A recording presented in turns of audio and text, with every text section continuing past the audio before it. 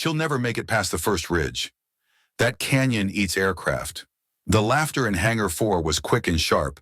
Everyone knew the Maw of Ashes had buried better pilots than her. No one had flown in and come back. But when a dying SEAL team's last call crackled through the radio, Dana Rourke didn't argue. She didn't wait for backup. She zipped her flight suit, climbed into her A-10, and pointed it straight at the black slit in the granite crown.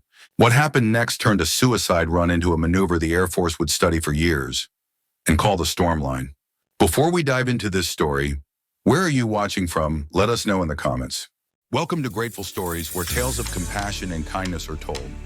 Let's uncover what really happened. The radio burst to life in the middle of the tent, gunfire in the background, breathing, ragged, Raven 6 to command, pinned, high ground occupied, ammo low, last stand, then only static, a pop, and silence.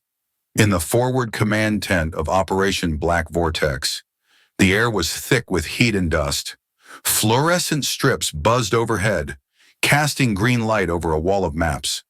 The Granite Crown Mountains covered the central table in contour lines and red markers. Screens flickered with incomplete feeds. Thermal images jumped, then froze. Every few seconds, a red signal, lost banner flashed in the corner. Colonel Mark Kelso leaned over the operations board. Confirm location of Raven 6. A technician shook his head. Last ping was Sector Delta 5. Maw of Ashes. That name carried weight in the tent. The canyon's real designation was Grid 14-7 Bravo. No one used it. Everyone called it the Maw, a jagged scar in the earth, narrow as a knife cut, 2 miles long. Crosswinds howled through it like a living thing. Heat currents rose and fell without warning. Anything airborne was either chewed apart or slammed into the walls. A younger officer muttered, "Even drones can't survive in there." Another answered without looking up, "And the only exit's already covered by hostiles." At the far end of the room, Major Dana Rourke stood with arms folded, flight suit half-zipped, dust and oil smudged across the knees. Her A-10C helmet dangled from one hand. The patch on her chest didn't say her name. It read Stormstrike. No one in this tent called her anything else. Kelso traced a pen along the ridgeline on the map. Nightfall insertion is the only option. If they're alive by then, we send Black Hawks under moon cover. The words were clinical. Everyone knew what they meant by nightfall. Raven 6 would be bodies in the dark. Dana's eyes didn't leave the map. "I've flown that canyon before." Her voice cut clean through the low murmur. Kelso looked up. "When Operation Iron Gate, 2 years ago, I know the windbreaks. I know how to ride the southern wall.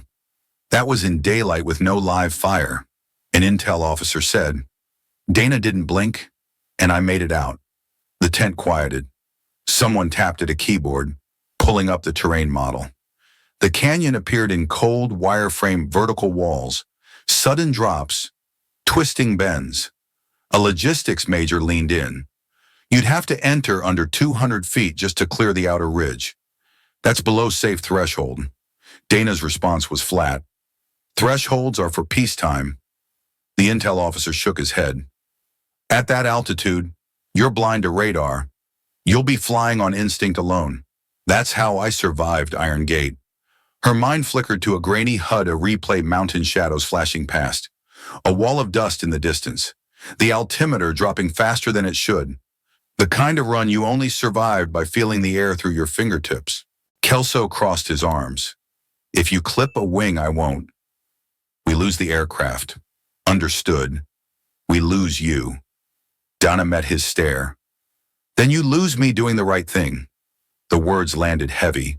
No one rushed to fill the silence. Maps rustled as someone cleared their throat. From a corner, Captain Elias Vance, liaison to the SEAL team, spoke up. "Major, you really think you can pull this off?" Dana didn't look at him. "I don't think..." "Captain, I know." A hum from the comms console filled the gap. The only other sound was the slow squeak of a chair as someone sat down. Kelso stepped back from the map. "Your vector would have to be surgical. Hug the south wall, keep under the thermals, and use turbulence as cover.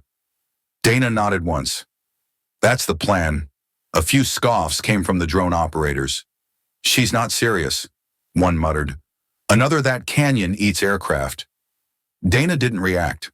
Her attention stayed locked on the map's southern bend, the place where the Maw curved like a hook. That was where Raven 6 had made their last stand call. Kelso finally exhaled. You launch in 20 minutes. Hangar 4. Gear up. A beat passed before the weight of it sank in. The tent shifted into motion. Orders barked. Screens changed feeds. Techs relayed coordinates to the airfield. Dana turned to leave. Vance's voice caught her before she stepped out. You know they were already saying goodbye. She paused in the doorway. If no one covers them, they die. A faint half smile. I'm going. Hangar 4 was already alive when Dana stepped in. Hydraulic pumps hissed. The scent of jet fuel and warm metal filled the air. 2 mechanics worked under the wing, their coveralls streaked with oil. Belts of 30mm armor-piercing rounds fed slowly into the GAU-8's drum. Every few seconds, the metallic clink echoed off the hangar walls. A third crewman stood on a ladder, checking the stabilizer's actuators. Another knelt by the landing gear, swapping out worn hydraulic lines. On a workbench nearby, a flare canister hissed as it locked into its mount. Dana walked straight down the center, helmet in hand. She didn't need to ask if the aircraft was ready. The pace of the crew told her everything. This was a full combat load. Near the nose, a young crew chief spotted her and climbed down from the fuselage. He reached into his pocket, pulling out a faded patch. Black storm cloud, lightning bolts splitting the center, the word Stormstrike stitched in silver thread. He held it out with both hands. Figured you might want this back, ma'am. Dana took it without breaking eye contact. The fabric was worn smooth along the edges. She hadn't seen it since Kunor Pass. A single nod. Thank you. She slid the patch into the Velcro strip on her left sleeve. No ceremony, no words. The crew chief stepped back, watching her move toward the ladder. She climbed into the cockpit in 3 deliberate steps, each one silent except for the creak of her boots on the rungs. Inside, the canopy glass shimmered with faint reflections from the hangar lights. She lowered herself into the seat. The harness locked across her chest with a dull click. Her hands moved automatically, master arm off. Battery on. APU start. HUD blinked green. Symbols blooming into place. Altitude read 0. Weapons panel lit in sequence. Each switch flipped with muscle memory precision. Outside, a ground crew man gave the thumbs up. Fuel pressure stable. Flare systems armed. Vector 2-1, cleared for takeoff. The voice over comms was flat, but the pause before it wasn't. Everyone knew where she was going. Dana adjusted her throttle hand, feeling the smooth resistance. Her eyes scanned the gauges one more time. All green. She closed the canopy. The sound of the hangar faded, replaced by the low whine of turbines spooling up. The harness tightened with the vibration. Throttle forward. Engines roared, shaking tools on nearby benches. The Warthog inched forward, then surged. As the nose crossed the threshold of the hangar doors, someone muttered just loud enough for the others to hear. No one comes back from there. No one answered. The tarmac blurred beneath her. Wheels lifted. Weight fell away, and the A-10 climbed into the evening light. The landing gear retracted with a heavy clunk. Cut training memory, Laughlin Air Force Base, years earlier. Donna's hands on the yoke of a T-6 trainer, calm in crosswinds that rattled other students. An instructor's voice crackled in her headset. She doesn't fight the aircraft, she talks to it. Her first time in an A-10, she rolled into a banking turn like she'd been there all her life. Cut Kunor Pass snow squall closing in, visibility gone. 2 A-10s ahead had already turned back. Dana stayed low, guiding 2 lost pilots through a labyrinth of ice ridges. The tower's recording later caught her voice, calm and dry. Stormstrike, 2 in tow, clear the runway. That name followed her from then on, back to present. The A-10's nose tilted toward the granite crown. Sunlight glinted off the canopy, fading as the range drew closer. Radio chatter filled her headset updates. Weather, fragments of field reports. She tuned most of it out. Her world narrowed to throttle, altitude, and the shape of the ridgeline ahead. The peaks rose like black teeth from the horizon. Beyond them waited the Maw of Ashes. She settled deeper into the seat. In the cockpit, the air felt cooler now. The hum of the engines was steady, the vibration constant through her gloves. Her breathing slowed to match the rhythm. This was the point where most pilots second-guessed the plan. Dana didn't. Her eyes stayed locked forward. The headset crackled again, command updating positions, the SEAL team's movement slowing. She glanced at the fuel gauge. Enough to get in, enough to get them out. The radio went quiet. Only the steady rush of wind over the fuselage remained. And in that quiet, the mission became hers alone. The granite crown filled the canopy glass. Shadow swallowed the nose of the aircraft. Dana tightened her grip on the stick. Whatever waited inside that canyon, she was already committed. There was no threshold to cross. She'd left it behind the moment the wheels left the ground. Stormstrike was inbound. The canyon's mouth rose ahead, a black slit in the mountain wall. Dana eased the throttle back. Altimeter ticking 150 feet, 135, 120. The A-10's wingtips seemed to scrape the air itself. Rock faces closed in on both sides. Heat shimmered off the stone, the cockpit temperature climbing. A sudden thermal slammed into the fuselage, tilting her starboard wing. She corrected with a feather-light touch, followed the shadowed curve of the southern wall, kept the nose steady, speed holding just above stall margin. Through the canopy, the floor of the maw twisted like a serpent. She scanned the ridges above, heat blooms moving against the static cliffs. Counted them. 12 RPG operators, 2 man pads. The radio cracked, distorted. Echo team, South Gully, heavy fire. Need cover now. Her jaw tightened. Left thumb flipped the master arm to live. Right hand squeezed the trigger. The GAUU-8 erupted thunder trapped between stone walls. The recoil shuddered through her seat. Sandbags burst. Stone chips spun through the air. 3 RPG crews vanished in dust and flame. On the far bend, 2 pickup trucks bounced into view. Gun mounts swaying. She pushed the stick forward, nose dipping into a steep dive. Closed the gap in seconds. The first truck disintegrated under a short burst. The second swerved, a tire blown, then smashed into the canyon wall. Metal twisted, smoke poured upward. Command's voice cut in. Stormstrike, reinforcements from East Ridge. ETA 2 minutes. Bravo, 6 needs 5 to reach LZ. Her answer was immediate. I'll hold the line. She dropped further 110 feet, 102, then under 95. Enemy tracers stitched the air, glowing arcs in her peripheral vision. She weaved between them, angling toward the south ridge. 3 RPG teams crouched behind rock outcrops, barrels raised. She rolled left, skimming so close the cliff blurred in her canopy. A squeeze of the trigger and the ridge erupted, orange and gray. A sharp jolt slammed through the frame. Warning lights lit hydraulic pressure in the red.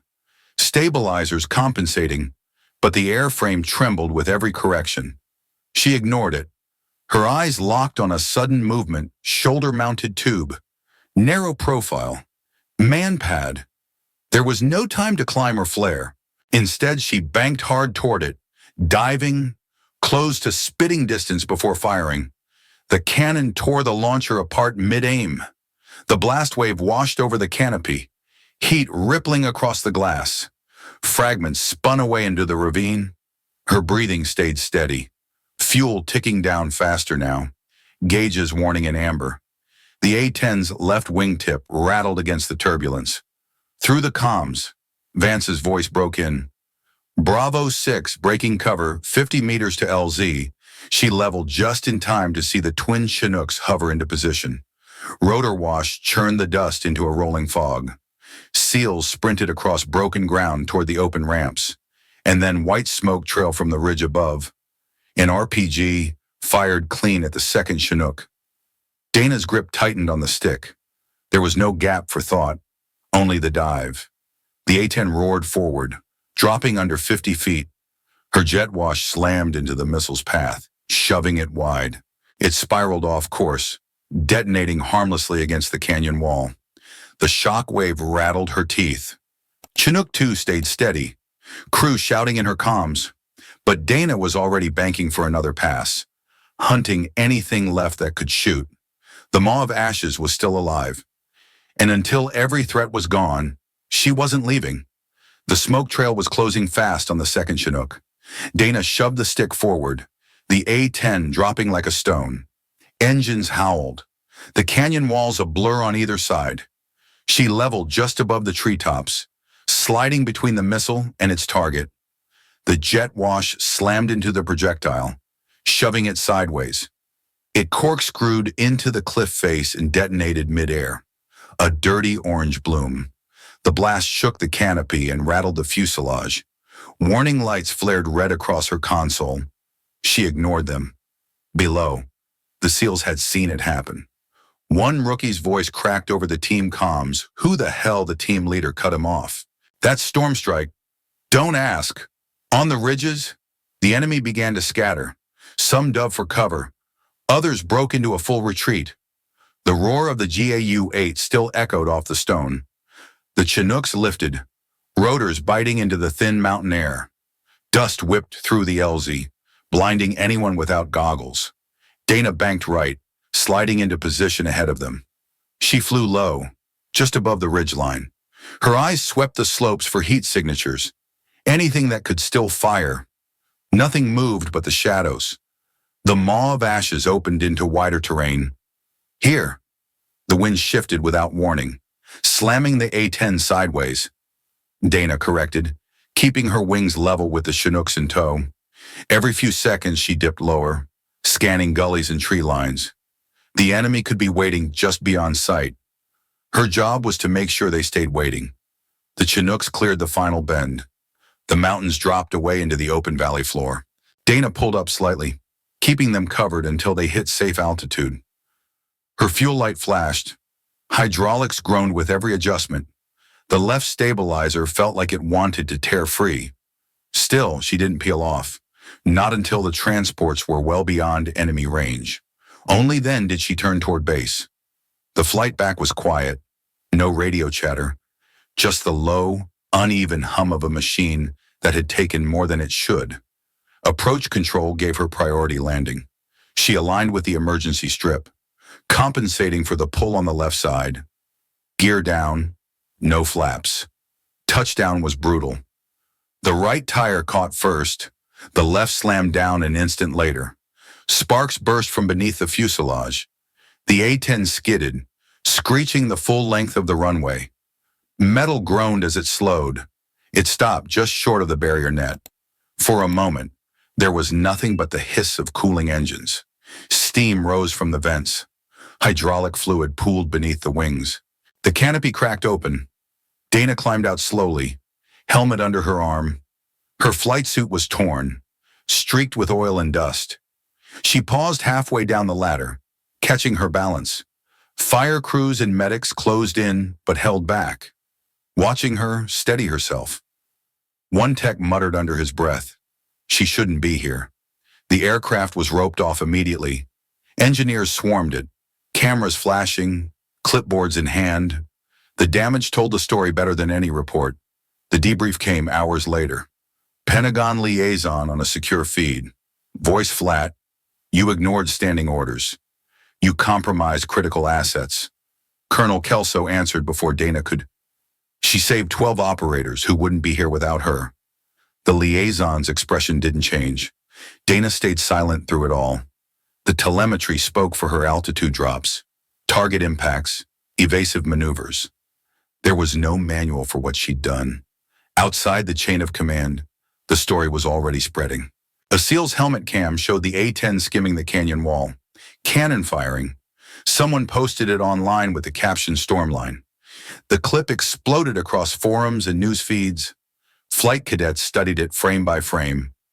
Ground crews replayed it in break rooms. For 3 weeks, Dana was grounded, evaluations, medical checks, endless paperwork. Then, quietly, the orders changed. She was offered a new post, advanced tactical instructor, real terrain, real conditions, no simulators. She accepted without hesitation.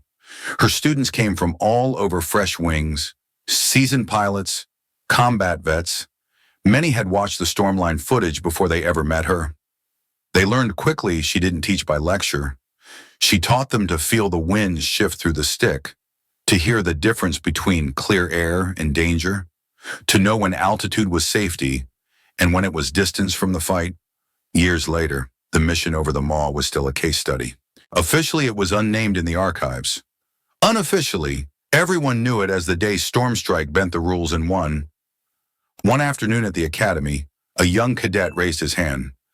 "Ma'am, why did you fly that low?" Dana looked past him. "Out the window at the open sky. When no one else will dive into the fire," she said quietly. "Sometimes you have to become the storm."